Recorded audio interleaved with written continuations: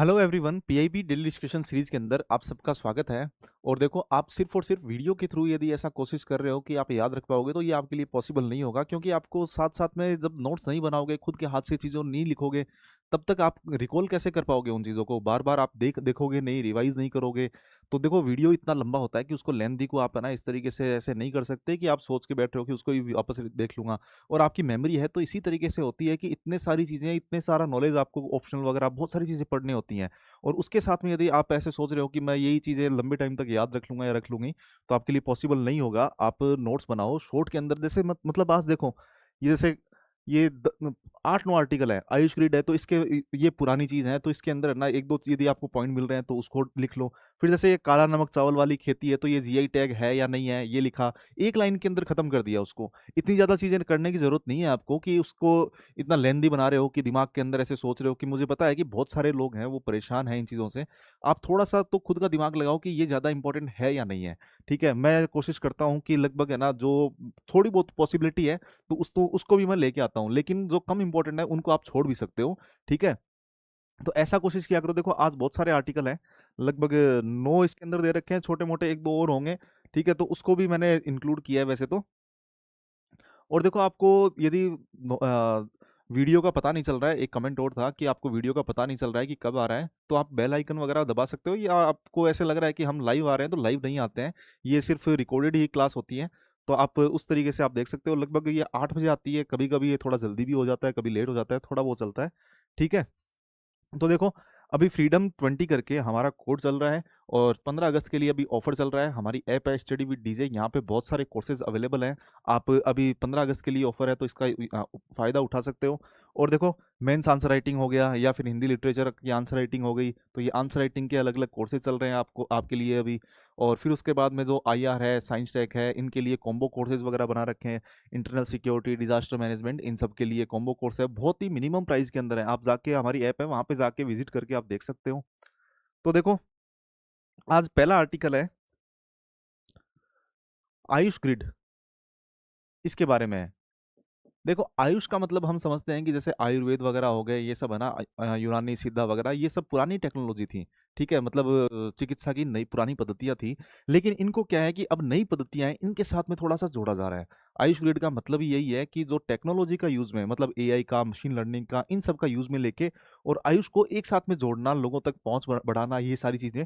तो आयुष ग्रिड है, तो इसका मेन उद्देश्य यही है कि इंटेलिजेंस का यूज में, आर्टिफिशियल इंटेलिजेंस, मशीन लर्निंग वगैरह, इनका यूज में लिया जाएगा आयुष के साथ में, ठीक है? और वो भी सर्विस डिलीवरी के अंदर काम आएगा। तो देखो, व्यापक आईटी आधार, आईटी का यूज में लेके परिकल्पित है ना इसको किया गया है। और मुख्य उद्देश्य क्या है कि स्वास्थ्य सेवा हो गई, अनुसंधान, शिक्षा, दवा प्रशासन, जितनी भी और आयुष से रिलेटेड जितनी भी चीजें हैं, तो उनको डिजिटलाइज करना, ये इसका मेन मोटिव है, ठीक है? इसका है आयुष ग्रिड। आयुष ग्रिड का मतलब आपको समझ में आना चाहिए। फिर उसके बाद में क्या है कि देखो, छोटी छोटी चीजें, जैसे मतलब ये तो तकनीक का उपयोग, एआई, मशीन लर्निंग, ये मैंने आपको बता दिया है, ठीक है?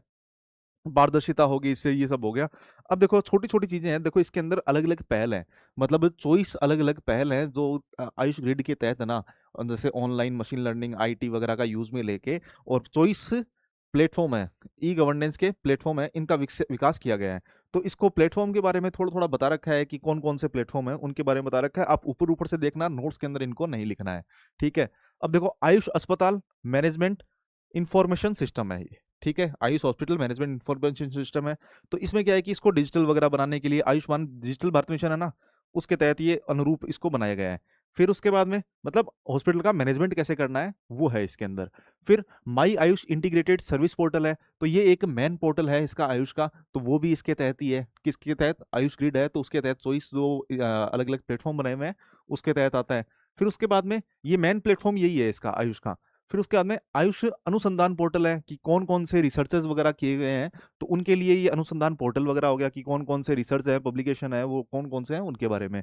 फिर आयुष निवेश सारथी पोर्टल है कि जो घरेलू है और अंतर्राष्ट्रीय निवेशक वगैरह हैं, तो उनको एक साथ में लेके आना, ठीक है? तो उनका निवेशकों को एक समर्पित प्रवेश द्वार, डेडिकेटेड गेटवे है ये सारथी पोर्टल। फिर ई चरक हो गया, तो ये औषधीय पौधे वगैरह हैं, उनके एरियाज कौन कौन से हैं, उनके बारे में है ना इसके अंदर दिया जाता है कि बता दिया जाता है कि मतलब एक डीपीआई है, डिजिटल पब्लिक इंफ्रास्ट्रक्चर है, और ये आयुष पौधों के लिए है, औषधीय पौधे वगैरह हो गए उनके लिए, ठीक है? फिर आयुष अनुदान पोर्टल है, तो ये भी एक मतलब मंत्रालय की विभिन्न केंद्रीय क्षेत्र की योजनाएं हैं, उनका वित्त पोषण कैसे किया जाए, मतलब केंद्र क्षेत्र की योजना है और राज्यों तक पैसा कैसे पहुंच रहा है, तो अनुदान कैसा दिया जा रहा है, उसके बारे में है। ठीक है, और फिर प्राचीन ग्रंथ है, उनका भी डिजिटलीकरण किया जा रहा है। आपको पता है कि ज्ञान भारतम वगैरह ऐसे मिशन है, ये सब है, वो भी है, डिजिटल लाइब्रेरी वगैरह बना रखी है। तो ये सब कुल मिला के आयुष ग्रिड है, उसी के ही पार्ट है, ऐसे मानो आपकी चॉइस ई गवर्नमेंट प्लेटफॉर्म है, उसके अंदर ये छोटी छोटी चीजें आनी है। और आपको मेनली याद रखना है आयुष ग्रिड के बारे में। ठीक है, तो आयुष ग्रिड क्या है, बस एक लाइन के अंदर आपको लिखना है, खत्म करना है इसको। ठीक है, अब देखो आयुष की बहुत सारी स्कीम वगैरह एक साथ में आ रही थी, तो इसलिए मैंने क्या है कि आज इनको एकदम खत्म कर दिया, कि कोशिश की है कि लगभग बार बार इनको देखना ना पड़े। और यदि बाई चांस पूछ लिया जाए, बहुत ही रेयर चांस है इसके अंदर पूछा जाने का, लेकिन फिर भी मैंने इसको डाल दिया है। अब देखो आयुष प्रणाली है, उसके अंदर वैज्ञानिक अनुसंधान को बढ़ावा देने के लिए कौन कौन से प्रयास किए जा रहे हैं, उनके बारे में है। देखो आयुष है, अभी लोकसभा के अंदर बहुत सारी क्वेश्चन आंसर वगैरह ये सब होते रहते हैं, तो उसके अंदर क्या है कि ये बार बार है ना, ये आयुष वाले प्लेटफॉर्म के अंदर बहुत सारी चीजें आ रही थी, तो मैंने आज इसको एक साथ में ले लिया है, बाकी अगले बार हम वापस नहीं लेंगे। इनको लिखना क्या है वो मैं बताऊंगा आपको, बाकी कुछ नहीं है इसके अंदर। देखो इसके अंदर आयुष प्रणाली है, उसके अंदर वैज्ञानिक अनुसंधान को बढ़ावा देने के लिए कौन कौन सी चीजें हैं। एक तो आयुर्ज्ञान योजना हो गई, ABHRC घटक है, तो इसका क्या है कि ये आयुर्वेद बायोलॉजी, इसका फुल फॉर्म है Ayurveda biology integrated health research है, ये इस घटक को जोड़ा गया है। इसका उद्देश्य क्या है, पारंपरिक चिकित्सा प्रणाली के साथ में बुनियादी विज्ञान को मिला के और दोनों चीजों को साथ में मिलाया जा रहा है। तो मतलब परंपरागत तौर पे आयुर्वेद था और आज का जो साइंस है, उन दोनों को मिला के आयुर्वेद में शोध वगैरह करना, ये इसका काम है इस घटक का। फिर अनुसंधान परिषदें वगैरह हैं, जैसे मतलब होम्योपैथी के लिए, इनके लिए अलग अलग जो है आयुष के अंदर आते हैं, यूनानी हो गया, सिद्धा हो गया, उनके लिए अलग अलग ये केंद्र वगैरह है। ठीक है, ये परिषदें वगैरह बना रखी हैं, तो इनको एक साथ में लेके आना। डब्ल्यूएचओ क्या कह रहा है, डब्ल्यूएचओ कह रहा है कि इनके जो आईडीएस एक मॉड्यूल वगैरह बनाया है ये वाला, ठीक है, तो उनकी जो ट्रेडिशनल मेडिसिन वगैरह इनके मॉड्यूल वगैरह लॉन्च किया है, तो इससे क्या होगा कि आयुर्वेद, सिद्धा, यूनानी, इन बीमारियों के जो कोड है ना, उनके जो नाम वगैरह है वो एकदम लगभग सेम कर दिए जाएंगे इसके अंदर। डब्ल्यूएचओ इनके बेंचमार्क वगैरह सेम कर दिए गए, इनकी दवाओं के बेंचमार्क है, इनकी शब्दावली वगैरह है, उनको भी सेम कर दिया गया डब्ल्यूएचओ के तहत। देखो आपको सबसे इंपॉर्टेंट क्या याद रखना है इसके अंदर, मैंने इसको इसलिए लिया है, बाकी चीजें तो ऐसे ही फालतू मान लो आप। देखो GTMC है, ये है ग्लोबल ट्रेडिशनल मेडिसिन सेंटर है, ये जामनगर गुजरात के अंदर है, ये आपको प्री के लिए याद रखना है। ठीक है, स्पेशली इसके लिए मैंने आपको लिया है, और इसको आप लिखोगे एक लाइन के अंदर। फिर उसके बाद में देखो अंतर्राष्ट्रीय समझौते वगैरह ये कोई काम के नहीं है, और आयुष स्वास्थ्य योजना वगैरह ये चल रही है, इसको आप ऊपर से देख सकते हो, और काम का नहीं है इसके अंदर, बस मैंने इसको इसके लिए लिया है। और पीछे वाला आयुष ग्रिड है, तो उसके लिए मैन वो था। तो दो चीजें हो गई। अब देखो आगे चलते हैं। अब ये है टेक्नोलॉजी का यूज कैसे, क्रॉप के अंदर, क्रॉप को मॉनिटर करने के अंदर, क्रॉप मॉनिटरिंग सिस्टम के अंदर टेक्नोलॉजी का यूज में किस किस तरीके से लिया गया है। देखो हम पहले भी बात कर चुके हैं, जैसे विंड्स प्लेटफॉर्म हो गया, या फिर यस टेक करके एक टेक्नोलॉजी थी, उसकी बात हो गई, या फिर एक SMAM है, मतलब मशीनीकरण के लिए सबमिशन है, तो उसके बारे में देख लिया हमने। क्रॉप मॉनिटरिंग के लिए अलग अलग सिस्टम है, जैसे GPS हो गया, इनके द्वारा किया जाता है। ठीक है, तो अब ये चर्चा में क्यों है, क्योंकि अभी क्या है कि AI वगैरह, रिमोट सेंसिंग वगैरह, इंटरनेट ऑफ थिंग्स, इन आधुनिक तकनीकों का यूज है ना बड़े पैमानों पे किया जा रहा है। कृषि मंत्रालय है, तो उन्होंने कहा है कि अब हम क्रॉप मॉनिटरिंग है, तो इसका इन जो नई नई टेक्नोलॉजी है इनके द्वारा ना हम करेंगे। तो देखो रिमोट सेंसिंग और GIS का यूज है ना किस किस तरीके से किया जा रहा है। एक तो फसल है, इसमें क्या है कि एक सिंथेटिक अपर्चर रडार होती है, आपको पता है, तो उसके द्वारा क्या होता है कि इसको फसल जितनी भी खड़ी है आपकी, तो उसका मापन वगैरह कर लिया जाता है कि ये आपका फसल है, तो इसका पैमाना ये है कि इतनी इतनी दूरी के अंदर है, तो इसका उत्पादन इतना हुआ होगा, तो ये फसल है। ठीक है, ये सैटेलाइट डेटा वगैरह देता है, और इसमें पूर्वानुमान देता है कि 20 राज्यों के अंदर 11 फसलों की है ना कटाई से पहले ही उत्पादन का पूर्वानुमान इसके द्वारा लगा लिया जाता है। एक तो फसल हो गया, फिर दूसरा है आपदा निगरानी। आपदा निगरानी ये NFCF है, ये करता है, सूखा, बाढ़ वगैरह यदि आने वाली है तो इसका आकलन वगैरह करने के लिए ये काम करता है। फिर उसके बाद में कृषि DSS, निर्णय सहायता प्रणाली है ये, मतलब इसका है डिसीजन सपोर्ट सिस्टम है। तो ये क्या है कि फसल मानचित्रण वगैरह तैयार करने के लिए कृषि DSS है, मतलब निर्णय लेने के अंदर सहायता करेगा, कि पहले ही पता चल जाएगा कि इतनी इतनी बारिश होने वाली है, जैसे इस बार है अल्नीनो वगैरह आने वाला है, तो उसका पहले से ही पता चल जाएगा, इसलिए क्या है कि डिसीजन है ना वो पहले ले लिया जाएगा। तो साक्ष्य आधारित निर्णय लेने, फसल का मानचित्रण की फसल कितनी हुई है, और उपज का आकलन करने के अंदर ना ये प्रणाली भी सहायता करती है। तो ये तो फसल है। फिर उसके बाद में कृषि DSS है, ये आप मत रखना याद, इसके अंदर नहीं आएगा ये। फिर यस टैग टेक्नोलॉजी हो गई, तो ये भी जैसे मतलब प्रधानमंत्री फसल बीमा योजना है, उस टाइम पे हमने पढ़ा था, पहले पढ़ा हुआ है हमारा यस टैग। तो प्रधानमंत्री फसल बीमा योजना है, उसके तहत क्या है कि बीमा के क्लेम वगैरह करने होते हैं तो यस टैग टेक्नोलॉजी के तहत पहले पता कर लिया जाता है कि कितनी कितनी इसका फसल का नुकसान हुआ है, और उस आधार पे उनको मुआवजा वगैरह दिया जाता है। फिर उसके बाद में विंड्स प्लेटफॉर्म है, तो विंड्स प्लेटफॉर्म क्या है कि वहाँ पे लोकल पंचायत लेवल पे भी है ना, उनका पता चल जाता है कि कितने कितने मौसम है, तो मौसम का पूर्वानुमान लगाने के लिए ना विंड्स प्लेटफॉर्म होता है। ठीक है, तो ये भी हम कर चुके हैं, विंड्स पहले ही देख चुके हैं हम, ये सब चीजें हम कर चुके हैं, बस आपके लिए रिवीजन के तौर पे है ये। फिर उसके बाद में देखो ड्रोन का उपयोग है, ड्रोन का उपयोग कैसे, उसके अलावा ड्रोन का उपयोग हो गया, सबमिशन हो गया, जो एग्रीकल्चर मैकेनाइजेशन के लिए सबमिशन है, तो ये हो गया। तो इसके अंदर क्या है कि 40 से 50% तक है ना इनके ऊपर सब्सिडी वगैरह दी जाती है, ड्रोन यदि आप खरीद रहे हो तो उसके ऊपर, इस मिशन के तहत। नमो ड्रोन दीदी है, ये स्कीम है, इसके बारे में भी हम कर चुके हैं कि ड्रोन दीदी हैं तो उनका बनाया जाएगा, लखपति दीदी है तो उनको भी दिया जा रहा है। फिर एआई है, एआई का यूज जैसे मतलब राष्ट्रीय कीट निगरानी प्रणाली है, तो एआई का यूज करके और कीटों का प्रकोप है उसका पता लगा लिया जाता है। फिर भारत विस्तार है, ये एग्रीकल्चर के लिए एक मल्टी लैंग्वेज है ना, ये एआई प्लेटफॉर्म टाइप में या चैटबॉट टाइप में इस तरीके से है। और ये क्या करता है कि डीपीआई है, ठीक है, और एआई आधारित ये डीपीआई है, अलग अलग भाषाओं के अंदर है, और ये सरकारी योजनाएं वगैरह हैं तो इनकी जानकारी वगैरह देने का काम ये करता है। ठीक है, ये है भारत विस्तार, इसको थोड़ा सा आप याद रखना, ठीक है, स्पेशली भारत विस्तार को। बाकी चीजें हम कर चुके हैं, भारत विस्तार थोड़ा सा नया है, इसको हम पहले एक बार आया हुआ है बीच में, चलते चलते बीच के अंदर आया था, बाकी इसको थोड़ा सा नोट कर लेना। उसके अलावा किसान सारथी है, तो ये कृषि विज्ञान केंद्र है, इनके द्वारा किसानों को विशिष्ट सहायता देने के लिए ये मंच है। फिर किसान सारथी हो गया कि मतलब किसान वगैरह है तो ये पंजीकृत हैं, और किसानों को बता दिया जाता है कि आपको किस टाइम पे फसल वगैरह उपज करनी है, ये सब है तो वो बता दिया जाता है। फिर एग्रीस्टेक है, तो ये इसके अंदर क्या है कि जैसे पीएम किसान हो गया या फिर एमएसपी हो गया, तो इन सब की जानकारी जो डिजिटल तरीके से कोई भी काम होता है तो एग्रीस्टेक योजना है, इसके तहत सहायता मिलती है, ये भी हम कर चुके हैं। फिर लोग किसानों को किसान आईडी अलग से दी जाती है। कृषि मैपर है, तो कृषि मैपर एक एप्लीकेशन है कि कृषि का मैप वगैरह बना लिया जाता है जियो रेफरेंसिंग के द्वारा। ठीक है, तो ये सारी चीजें एग्रीकल्चर मैकेनाइजेशन है, या फिर उसका जीपीएस के थ्रू कैसे कैसे किया जा रहा है कि उनके मैपिंग वगैरह करके फसल कितनी है उसका पूर्वानुमान लगाना, या फिर टेक्नोलॉजी का क्या क्या यूज में लिया जा रहा है, वो सब है ना इसके अंदर एक साथ में दिया हुआ है। तो आपको कहीं भी यूज में लेना हो, जैसे इनके कीवर्ड्स को है ना जो मैंने हाईलाइट कर रखे हैं, उनका आप यूज में ले सकते हो, कृषि मैपर वगैरह हो गया, या फिर ये जितने जितने दे रखे हैं उनका, उसमें स्कीम भी आ जाती है और वैसे भी नॉर्मल जो कीवर्ड है वो भी आ जाएंगे। ठीक है,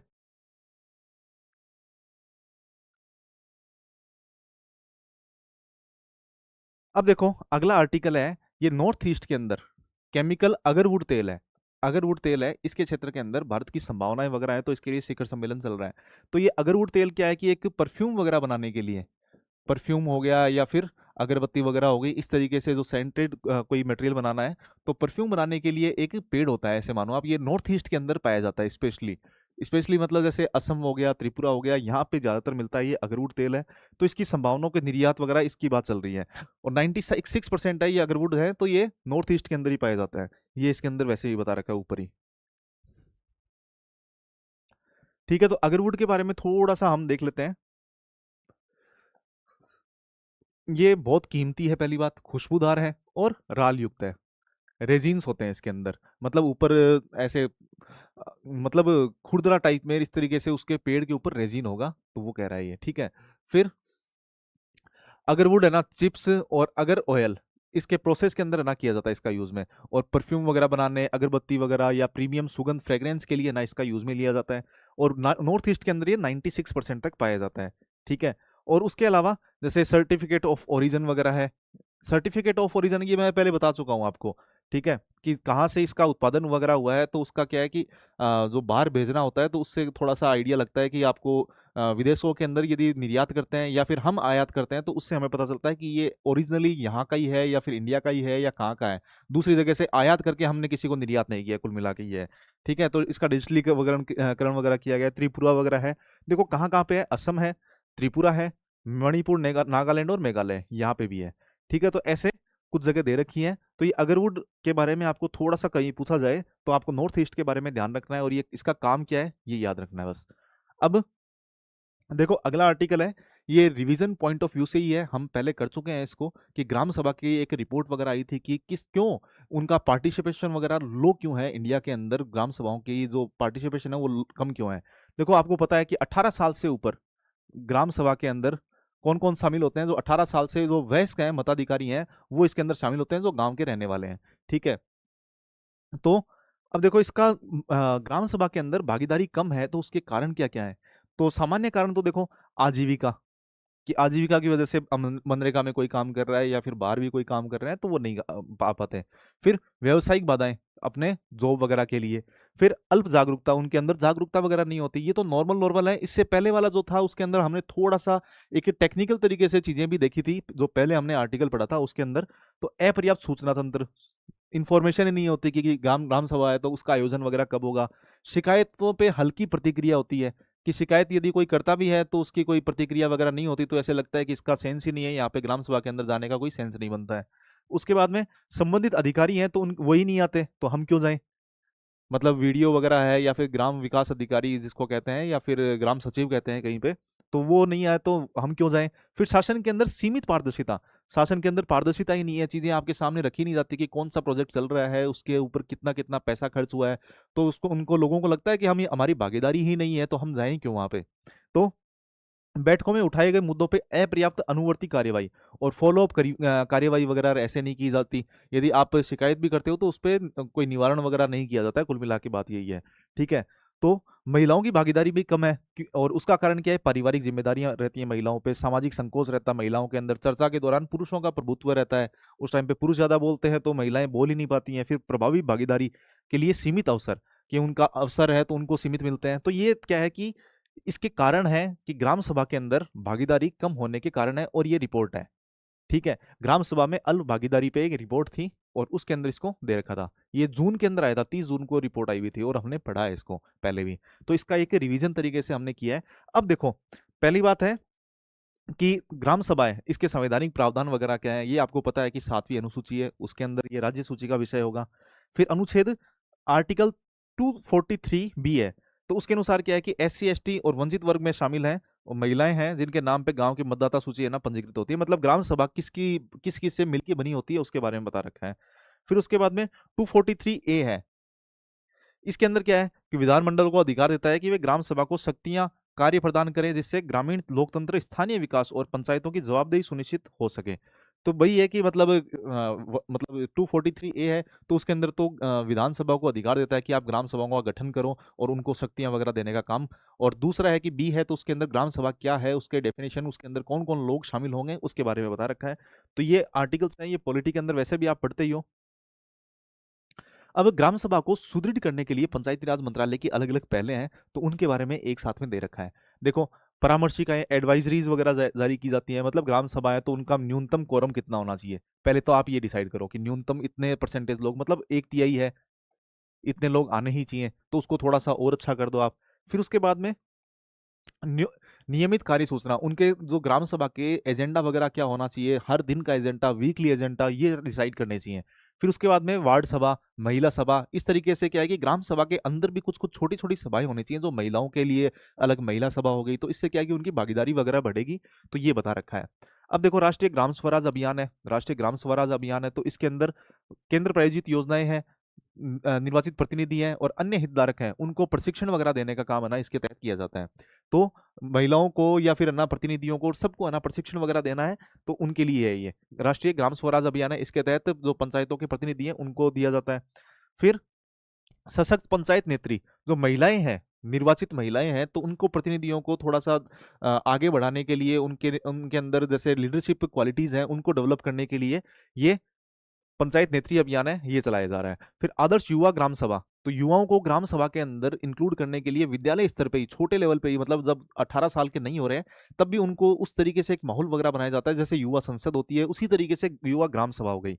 अब देखो, जन योजना अभियान, जन योजना अभियान क्या है? ये 2 अक्टूबर से 31 जनवरी यहाँ तक चलाया गया था, और ये मतलब जागरूकता कार्यक्रम ही है एक तरीके से। और इससे क्या है कि GPTP, ग्राम विकास डेवलपमेंट प्रोग्राम होता है, ग्राम पंचायत डेवलपमेंट प्रोग्राम, तो GPTP, तो उसको तैयार करने के अंदर ना ये सहायता करता है। नव जन योजना अभियान है। फिर उसके बाद में ई पंचायत मिशन मोड प्रोग्राम हो गए, ई ग्राम स्वराज पोर्टल हो गया, पंचायत निर्णय हो गए, ये सब है जागरूकता वगैरह करना, और ये सारे काम है ये साथ में ही करते हैं। तो ये क्या है कि आपको ग्राम पंचायत के अंदर भागीदारी कैसे बढ़ानी है और उसके लिए सरकारी योजनाएं कौन कौन सी चल रही हैं, उनकी जागरूकता के लिए, उनके लिए प्रशिक्षण वगैरह देना, इन सब के लिए, तो वो सब इसके अंदर बता रखे हैं। ठीक है, तो ये हमने देख लिया है। अब देखो अगला आर्टिकल है सागरमाला परियोजना है, इसके बारे में आप जानते हो सागरमाला परियोजना हम पहले भी कर चुके हैं। देखो लगभग चीजें हैं वो रिवीजन वाली ही चीजें हम अब कर रहे हैं, और आपको देख रहे हो कि नोट्स के अंदर इन चीजों को लिखने का भी कोई सेंस नहीं निकलता है, आपने यदि पहले लिख रखा है तो ये आपके लिए बर्डन वगैरह इतना ज्यादा नहीं रहेगा, धीरे धीरे मैं बता रहा हूँ। और अभी जैसे ही सेशन खत्म होगा उसके बाद में तो बिल्कुल भी कम हो जाएगा आपका। ठीक है, दो तीन चीजें नहीं आएंगी आपके लिए।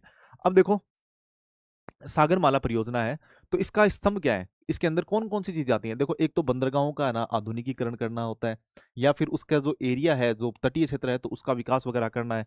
ठीक है, बंदरगाह का आधुनिकीकरण, बंदरगाह संपर्क वगैरह करना, तटीय समुदायों का विकास करना, तटीय शिपिंग वगैरह है, और अंतर्देशीय जलमार्ग है वो भी इसके अंदर सागरमाला के अंदर आता है, ये थोड़ा सा आप ध्यान रखना। ठीक है, अंतर्देशीय जलमार्ग। अब देखो स्टेटमेंट कहाँ बनेगा वो आप देखना, बंदरगाह आधारित औद्योगिकीकरण स्तंभ, मतलब बंदरगाह के आधारित यदि कोई उद्योग वगैरह वो स्थापित किए जाता है तो वो सागरमाला के अंदर नहीं आएंगे, और उनको वित्तीय सहायता इसके तहत नहीं दी जाएगी, ये थोड़ा सा ध्यान रखना है। यदि स्टेटमेंट आता है और आप ये इसको करेक्ट मत कर देना, तो ये देखो नोट करके लिखा हुआ है, और ये पीआईबी का ही है। बंदरगाह आधारित औद्योगिकीकरण स्तंभ के अंतर्गत किसी परियोजनाओं को वित्तीय सहायता नहीं दी गई है। ठीक है, किसमें, सागरमाला के अंदर, ये ध्यान रखना है। राष्ट्रीय जलमार्ग वगैरह है तो उनके बारे में थोड़ा सा बता रखा है कि 35% प्रोत्साहन वगैरह ये दिया जाता है। निर्धारित सेवा यदि माल यातायात को बढ़ावा देने के लिए क्या कर रही है सरकार, 35% प्रोत्साहन वगैरह दे रही है यदि मालिक है वो, तो उनको। फिर उसके बाद में देखो नेशनल वाटरवे है, 1 है तो वो गंगा वाला हो गया, फिर नेशनल वाटरवे 2 है तो वो ब्रह्मपुत्र वाला हो गया, फिर उसके बाद में 16 है ये बराक नदी पे है, ये भी आपको पता है। और अभी नया वाटरवे है, नेशनल वाटरवे 5 है, तो वो उड़ीसा के अंदर है। ठीक है, ये अभी नया है, इस बार के बजट के अंदर ही अनाउंस किया गया था। तो ये तलचर से अंगुल, फिर उसके बाद में मतलब ये उड़ीसा है, और उड़ीसा से थोड़ा सा नीचे की तरफ ये जाता है। तो तलचर वाला वगैरह ये सारी चीज अंगुल वगैरह ये उड़ीसा के अंदर ही है, पारादीप भी वही है, धामरा वगैरह वही है। ठीक है, तो उड़ीसा के अंदर है स्पेशली ये। तो ये नेशनल वाटरवे 5 है, इसके बारे में यदि आपको पूछा जाता है मिलान वगैरह करवाने के अंदर ऐसे, तो आप लिख सकते हो इसको उड़ीसा के अंदर है ये। फिर उसके बाद में देखो बंदरगाहों के ऊपर क्या है कि टर्न अराउंड समय है तो वो भी थोड़ा सा कम हो गया। टर्न अराउंड का मतलब ही यही होता है कि एक जहाज है, एक बंदरगाह के ऊपर आया और खाली करके और वापस कितने टाइम के अंदर निकला, तो वो टर्न अराउंड समय होता है। तो पहले क्या है कि लगभग 52 घंटे लगते थे, अब थोड़ा कम हो गया है टर्न अराउंड समय, कि मतलब खाली करने के अंदर उसको बंदरगाह के ऊपर वेट करना है वो कम हो गया है उसका।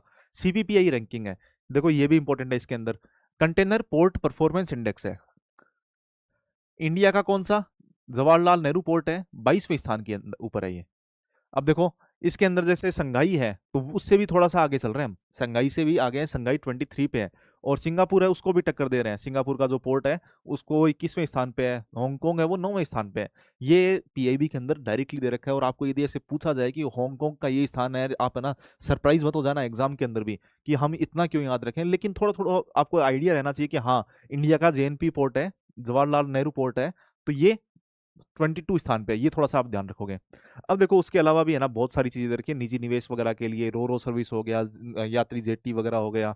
ठीक है, और तटीय माल ढुलाई प्रोत्साहन योजना है, ये थोड़ा सा आप देख सकते हो कि तटीय माल ढुलाई प्रोत्साहन योजना है। तो ये 2026 वाला जो अभी बजट आया था तो उसके अंदर इसको घोषित किया गया था, और 2047 तक क्या करना है, अंतर्देशीय जलमार्ग है उनको 6% से बढ़ा के 12% करना है, ये थोड़ा आप ध्यान रखोगे।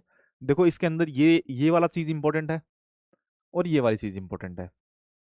ठीक है, तो ये तटीय माल ढुलाई प्रोत्साहन योजना है, 2026 वाला जो बजट था उसके अंदर आया हुआ है, 6% से 12% कर दिया गया है इसको। तो ये थोड़ा सा आप ध्यान रखना है।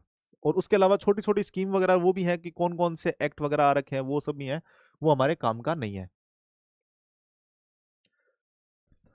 तो देखो ये है S2I2, ये एक नई स्कीम है, सागरमाला हमने अभी पढ़ा है उसके अंदर ही आ रही है। और S2I2 का फुल फॉर्म है सागरमाला स्टार्टअप इनोवेशन इनिशिएटिव। ठीक है, तो मतलब सागरमाला के अंदर जो स्टार्टअप है, इसके नाम से ही आपको क्लियर हो रहा है कि सागरमाला के अंदर जो स्टार्टअप वगैरह ये बनाए जा रहे हैं तो उनके अंदर इनोवेशन को बढ़ावा देने के लिए ये एक इनिशिएटिव लिया गया है, एक स्कीम है। तो S2I2 है इसका नाम। ठीक है, तो अब क्या है, पहली बात आपको ये याद रखना है कि ये MIF है, मैरीटाइम इंडिया फाउंडेशन है, MIF है, तो इसको नोडल एजेंसी है, इसको बनाया गया है और ये 2025 में शुरू हुई थी, ये आपके लिए इंपॉर्टेंट नहीं है। अब देखो इसके अंदर समुद्री नवाचार केंद्र है, मैरीटाइम इनोवेशन हब है, ये इनका निर्माण किया गया है। 4 प्रमुख ना संस्थान है, उनको maritime innovation hub, maritime innovation hub है, इनको बनाया गया कि जो इनोवेशन के लिए हब वगैरह बनाए जाएंगे। तो जैसे IIT खड़गपुर है एक, तो है ना, IIT मद्रास है, IIT बॉम्बे है, खड़गपुर है, और इंडियन मरीन यूनिवर्सिटी है, ये चेन्नई के अंदर है। इन सबको 4 जगहों को ये हब वगैरह ये बनाए गए हैं और ये इसी स्कीम के तहत हेल्प करने के लिए काम करेंगे, जो स्टार्टअप वगैरह होंगे उनके लिए हेल्प करेंगे ये। ठीक है, तो ये MIH है। बस ये 2 चीजें आपको याद रखनी है। उसके अलावा देखो इसके अंदर मैराथन वगैरह ये भी बनाई गई है, मरीन के अंदर जो मैराथन है उसको बनाया गया है IIT मद्रास के अंदर। ये थोड़ा सा आप देखना चाहो देख लो, बाकी इंपॉर्टेंट नहीं है ये नीचे वाला। ऊपर वाले 2 चीजें हैं वो मैंने आपको बता दी हैं, वो इंपॉर्टेंट थी, ये स्कीम के बारे में है। और दूसरा है MIF, और ये स्कीम का जो एजेंसी है, कार्यान्वयन एजेंसी है। और अगला है MIH। फिर ये आप इंग्लिश में देख सकते हो। देखो ये है PIB बैकग्राउंड की न्यूज है, और इसमें क्या है कि जहाज रिसाइकलिंग के लिए देखो ये गलत है, ये वाला आर्टिकल मैंने छोड़ दिया था क्योंकि हमने कर रखा था। और ये नीचे वाला है कंटेनर मैन्युफैक्चरिंग असिस्टेंट स्कीम, इसके बारे में देखना है हमें आज। तो ये कंटेनर मैन्युफैक्चरिंग असिस्टेंट स्कीम है, CMAS है ये स्कीम का नाम। तो देखो कंटेनर की, आप देखते हो कि जैसे बड़े बड़े कंटेनर हैं उनके अंदर ही, जहाज़ों के अंदर आप देखते हो कि सामान वगैरह वहीं से ही आता है। और इनका जो आयात कंटेनर बनाने का काम है वो है ना, हम यहाँ पे बहुत कम करते हैं, हम ज़्यादातर आयात पे निर्भर रहते हैं। तो इन कंटेनर को इंडिया के अंदर ही बनाए जा सके, ये इस तरीके से कंटेनर इनकी देखो, ये वाले कंटेनर हैं, ये इंडिया के अंदर ही बनाए जा सके, मेक इन इंडिया इनको करना है। तो इसके लिए सरकार स्कीम लेके आई थी 10,000 करोड़ की, CMAS। ठीक है, तो इसमें क्या है कि 1 लाख करोड़ रुपए हैं, तो इनकी प्रोजेक्ट मार्केट अपॉर्चुनिटी बनाएंगे इससे, और लॉन्ग टर्म आउटकम वगैरह है इनकी बात की गई है। अब देखो इससे क्या होगा, क्यों मैटर करता है ये, ग्रोइंग ग्लोबल ट्रेड, हमारा ग्लोबल ट्रेड है वो ज़्यादा हो जाएगा। फिर ग्रोइंग कंटेनर डिमांड, कंटेनर की डिमांड है तो वो इंडिया के अंदर नहीं, बाहर भी डिमांड है तो वो भी हो रही है, तो उसको भी हम फुलफिल कर सकते हैं। इंपोर्ट डिपेंडेंस, कि हमारा इंपोर्ट पे डिपेंडेंस है, आयात पे निर्भरता है, तो वो कम हो जाएगी। फिर उसके बाद में CMS का रिस्पॉन्स क्या है कि promoted domestic manufacturing, and domestic manufacturing वगैरह है, तो ये थोड़ी सी बढ़ गई है ये स्कीम आने के बाद में। तो ये स्कीम है, इसके बारे में देखेंगे कंटेनर बनाने के लिए क्या क्या किया जा रहा है सरकार के द्वारा। जैसे एक तो ये स्कीम आ गई, फिर उसके अंदर देखो पहली बात तो ये ऐसे बता रहे हैं कि अंकटाड क्या कहता है कि हमारा जो 80% वैश्विक जो आयात निर्यात या व्यापार वगैरह होता है तो समुद्र के माध्यम से ही होता है, और समुद्र के माध्यम से भी 2/3 उसका भी 2/3 कंटेनर के अंदर ही होता है। जो कार्गो वगैरह होता है वो 2/3 कंटेनर के द्वारा ही होता है। तो अभी क्या है कि 20 लाख खाली कंटेनरों का आयात है ना, भारत हर साल करता है। 20 लाख कंटेनर, सोचो कितने होते हैं। तो इनका आयात इंडिया हर साल कर रहा है, तो इनको भारत के अंदर ही बनाने के लिए 10,000 करोड़ की ये योजना वगैरह बनाई गई है सरकार के द्वारा, CMA से इसका नाम है। और इससे क्या होगा कि ये 5 साल के लिए है। ठीक है, ये स्कीम 5 साल के लिए है, और ये 10 गुना इसको बढ़ा दिया जाएगा, मतलब विनिर्माण क्षमता है इसको 10 गुना बढ़ाना इसका काम है। तो ये है CMAS। अब देखो इसके अंदर वित्तीय सहायता वगैरह दी जाएगी, जो चाहे ग्रीन फील्ड हो चाहे ब्राउन फील्ड हो, दोनों जो योजनाएं हैं दोनों के तहत इनको दिया जाएगा। ग्रीन फील्ड ब्राउन फील्ड आप समझते हो, बार बार बताने की जरूरत नहीं है। अब देखो एकीकृत समुद्री इकोसिस्टम है, तो उसको बढ़ाने के लिए सरकार क्या क्या कर रही है वो सब हम पहले भी दे चुके हैं। समुद्र मिशन हो गया, ई समुद्र वगैरह, ये सारी चीजें हम सागरमाला, वो सब इसके अंदर दे रखी है। हालिया प्रगति वगैरह क्या हुई है वो सब है शायद इसके अंदर। तो कंटेनर जहाज वगैरह ये काम का नहीं है। इसके बाद में ये वाला, ठीक है, तो इसके अंदर देखो बुनियादी ढांचा, जैसे वदावन पोर्ट है, कौन कौन से काम, देखो एक तो कुछ से अधिनियम वगैरह ये सरकार लेके आई है, पोर्ट प्रोसेस वगैरह ये सब है ना, पहले कर चुके हैं।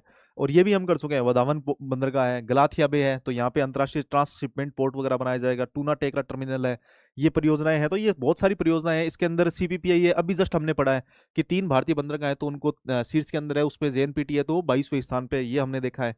ठीक है, तो ये CPPI हो गया। तो ऐसे करके हमने CMAS स्कीम थी उसके बारे में देखा। हिंदी वाले थोड़ा सा आप कंफ्यूज मत होना, इंग्लिश के अंदर ही उसको लिख लेना। अब देखो कल्टीवेशन ऑफ काला नमक राइस है। देखो काला नमक राइस है, तो ये क्या है कि यूपी के सिद्धार्थ नगर है, राइस है ये, और ये सिद्धार्थ नगर है, इसके आसपास के जो तराई एरिया है यहाँ पे इसको उगाया जाता है। और ये इसको बुद्धिस्ट ट्राइब्स टाइप में इस तरीके से भी इसका मार्केटिंग वगैरह ऐसा की जाती है कि थाईलैंड वगैरह ये बाहर भेजने के लिए काम आता है ये। और ये मतलब इसके जो पोषक तत्व वगैरह होते हैं ये भी बहुत अच्छे होते हैं, ज़्यादा होते हैं। अब इसके लिए सहायता वगैरह भी दे रही है सरकार, पीएमएफएमई है, तो इसके तहत क्या है कि 35% तक अनाज सब्सिडी वगैरह भी दे रही है इनके उत्पादन के लिए, इनके मैन्युफैक्चरिंग या इनके प्रसंस्करण के लिए, प्रोसेसिंग के लिए। ठीक है। अब अनुसंधान और नई किस्में हैं, जैसे इसी के अंदर पूसा नरेंद्र काला नमक है और पूसा आरडी काला नमक, पूसा आरडी काला नमक, ये दो नाम है, ये ऐसी कई नई नई किस्में हैं तो उनका नाम है ये। अब देखो बुद्धा राइस कहा जा रहा है इसको, तो ये क्या है कि काला नमक है, ये किस तरफ पाया जाता है आपको थोड़ा सा ये याद रखना है कि सिद्धार्थ नगर है यूपी का, और उसके आसपास के एरिया के अंदर पाया जाता है ये। ठीक है। अब अगला है देखो पैमाना पोर्टल है, सॉरी। तो देखो पैमाना पोर्टल है, ये डेटा आधारित इंफ्रास्ट्रक्चर वगैरह गवर्नेंस वगैरह है, इसको मजबूत करने के लिए है ये स्कीम। देखो पहली बात तो ये मंत्रालय कौन सा आता है इसको हम देख लेते हैं, थोड़ा सा ये रिपीट हो रखा है इसके अंदर, तो इसको यहां से शुरू करेंगे हम। तो देखो एक तो मॉस्पी है, मॉस्पी मंत्रालय है, ये इसके अंदर आता है। और ये 150 करोड़ से ज्यादा लागत वाली जो केंद्रीय क्षेत्र की परियोजनाएं वगैरह होती हैं, देखो आपको पता है कि बहुत बड़े बड़े प्रोजेक्ट होते हैं, और ये प्रोजेक्ट वगैरह होते हैं ये मतलब लंबे लंबे टाइम तक चलते रहते हैं। यदि इनको थोड़ी देरी वगैरह हो जाती है, तो इसकी यदि मॉनिटरिंग वगैरह सही से नहीं हो पाती, तो ये बहुत लंबे लंबे टाइम तक चलते रहते हैं। इनकी कीमत है जो मतलब इन पे लगने वाला जो खर्चा है वो बहुत ज्यादा बढ़ जाता है। तो उनको मॉनिटर वगैरह करने के लिए ये स्कीम है, पैमाना पोर्टल है, मतलब स्कीम कह रहा हूँ, तो पोर्टल है, तो इसके ऊपर होलिस्टिक तरीके से सेंट्रलाइज तरीके से इनको मैनेज किया जाता है, इनकी मॉनिटरिंग वगैरह की जाती है, तो ये पैमाना पोर्टल है। तो मोस्पी के तहत आता है, ministry of program and implementation, ये मतलब सांख्यिकी वाला जो मंत्रालय है।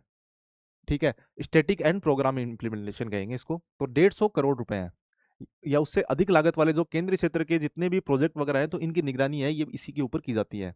ठीक है। जो बड़े बड़े छोटे मतलब मीडियम से लेके और बड़े प्रोजेक्ट, बिग। हाँ थोड़ी तबीयत ठीक नहीं है, बीच बीच में ऐसे छींक आने वाली सी हो रही थी, इसलिए रुक रहा हूँ। किसका स्थान लिया है? अब देखो इस प्लेटफॉर्म था, इसको पहले OCMS 2006, तो ये पहले ये वाला प्लेटफॉर्म चल रहा था, उसकी जगह इसको पैमाना पोर्टल है, इसको लेके आया गया है। अब परफॉर्मेंस मॉनिटरिंग डैशबोर्ड, ये क्या है कि डैशबोर्ड है जो इंफ्रास्ट्रक्चर की हार्मोनाइज्ड मास्टर लिस्ट वगैरह ये बनाने का काम करता है। 8 कोर इंडस्ट्रीज हैं, उनके बारे में थोड़ा सा बता रखा है। देखो आपको पैमाना पोर्टल है उसके बारे में थोड़ा सा पता होना चाहिए था, बाकी इसके अंदर ज्यादा इंपॉर्टेंट नहीं है। 5 चीजें हैं, 5 आयाम है, वो याद रखना है, वो हम पहले कर चुके हैं, इसको पैमाना पोर्टल को हम कर चुके हैं पहले। देखो आपके लिए सब कुछ रिवाइज हो रहा है और कुछ नहीं है। देखो पहुंच है, गुणवत्ता है, वित्तीय लागत है, राजस्व है, राजस्व उपयोग है, और वहनीयता, अफोर्डेबिलिटी है। इंग्लिश के अंदर भी आप देख सकते हो, access, quality, financial cost, revenue, utilisation, affordability, ये 5 चीजें हैं। तो ये 5 चीजें हैं इसके अंदर, इसके सब पार्ट है। ठीक है। ये बुनियादी ढांचे के 5 आयाम है इसके। अब क्या है इसमें क्षेत्रवार स्थिति, जैसे बुनियादी ढांचा है, राजमार्ग मंत्रालय उसके पास सबसे ज्यादा है, 55 प्रोजेक्ट हैं, तो इसके जो राजमार्ग मंत्रालय वाले प्रोजेक्ट हैं वो सबसे ज्यादा इसके अंदर है, पैमाना पोर्टल के अंदर 55% चीजें यही है। ठीक है। अब देखो पीरियोडिक लेबर फोर्स सर्वे है, उसके बारे में ये आर्टिकल है, और इसको थोड़ा सा आप ऊपर ऊपर से देख लेना कि कौन कौन सी चीज़ें आपके लिए है। वो मैं डायरेक्टली है ना इस मतलब इसके अंदर काम की क्या क्या है वो आप निकाल लेना। ये 3 महीने से आती है, लेकिन आपको मेंस होगा उससे पहले भी एक बार और आएगी, तो उस टाइम पे हम अच्छे वाली देखेंगे जो लेटेस्ट होगी। उस टाइम पे जो इस बार मेंस दे रहे हैं, यदि वो देख रहे हैं गलती से, तो मुझे लग रहा है कि वो यदि देखना चाहें तो देख सकते हैं, बाकी आपके लिए अभी ये इंपॉर्टेंट नहीं है। पीरियोडिक लेबर फोर्स सर्वे है ये। ठीक है। PLFS है। और आपको आंसर राइटिंग वगैरह के अंदर यूज में लेना है तो आप ले सकते हो, बार बार आप यूज में लेते ही हो वैसे तो। ठीक है। तो ये PLFS सर्वे है, इसके बारे में है। अब देखो ये अगला आर्टिकल है, ये उड़ीसा का रेयर अर्थ कॉरिडोर, उड़ीसा के अंदर रेयर अर्थ कॉरिडोर है, उसके बारे में थोड़ा सा मंत्री जी ने कहा था, जितेंद्र सिंह जी हैं तो उन्होंने बताया था। तो इसके अंदर हमें क्या याद रखना है, रेयर अर्थ कॉरिडोर है। ये क्या है, रेयर रेयर अर्थ मटेरियल आपको पता है कि जो मतलब बहुत कम यहाँ पे मिलते हैं, जैसे मतलब हमें इलेक्ट्रॉनिक सामान वगैरह ये बनाने के लिए, जैसे लिथियम आयन बैटरी वगैरह ये सब बनाने के लिए जो रेयर अर्थ मटेरियल होते हैं इंडिया के अंदर बहुत कम है। लेकिन इसको कॉरिडोर वगैरह डिसाइड किया गया है, 2026 वाला बजट है, 26-27 वाला बजट है, इसके अंदर ये उड़ीसा, केरल, आंध्र प्रदेश और तमिलनाडु, इनके अंदर ये समर्पित है। ये कॉरिडोर है उड़ीसा के अंदर, केरल के अंदर, आंध्र प्रदेश के अंदर और तमिलनाडु, ये 4 स्टेट हैं इसके अंदर है, इसलिए मैंने इसको लिया है कि रेयर अर्थ कॉरिडोर है, तो ये वाला 4 स्टेट आएंगे इसके अंदर। ठीक है। जिसको नहीं पता है, जिसने बजट वगैरह ये नहीं पढ़े थे, उनके लिए थोड़ा सा आप देख लेना। और देखो अभी प्रधानमंत्री जी हैं तो रामनाथ कोविंद की एक आत्मकथा है, तो उनका उन्होंने विमोचन वगैरह किया है। इसका नाम क्या है? Triumph of the Indian republic, my life my struggle, ये इनका नाम है। इस किताब के बारे में पूछा जा सकता है आपको, शायद यूपीएससी में तो नहीं पूछे, पर पीसीएस वगैरह के अंदर या छोटे एग्जाम में आपको पूछता है, तो ये आप देख लो। Triumph of the Indian republic, my life my struggle, ये प्रेसिडेंट की आत्मकथा है, ठीक है, रामनाथ कोविंद जी की। और ये नेक्स्ट जनरेशन का एक ऑफशोर पेट्रोल वेसल है, अपगस्ती, अपतटीय गश्ती पोत है ये। इसका नाम है श्रुति, यार्ड 3070 श्रुति, श्रुति नाम है इसका, ठीक है। तो इसको आप देख लेना, ये कहाँ पे, कोलकाता का है। जो गार्डन रिच बिल्डर है तो उसका है ये, ठीक है, कोलकाता के अंदर ये बना है। तो आपको डायरेक्टली यदि पूछा जाए कि ये श्रुति क्या है, तो आपको पता होना चाहिए गश्ती पोत है, बस इतना ही, ठीक है। कल वाले के आंसर बी बी है, ठीक है। और ये आंसर देख लेना, आप लिखना, पैमाना के बारे में है। फिर उसके बाद में ये टेक्नोलॉजी कौन सी है, ये प्रौद्योगिकी, हाँ, ये एग्रीकल्चर वाली जो टेक्नोलॉजी थी उनके बारे में है। और ये सीएमएस स्कीम है उसके बारे में है। ये एक छोटा सा 150 वर्ड का मेंस का क्वेश्चन है आपके लिए, ठीक है। कल मिलते हैं फिर, थैंक यू।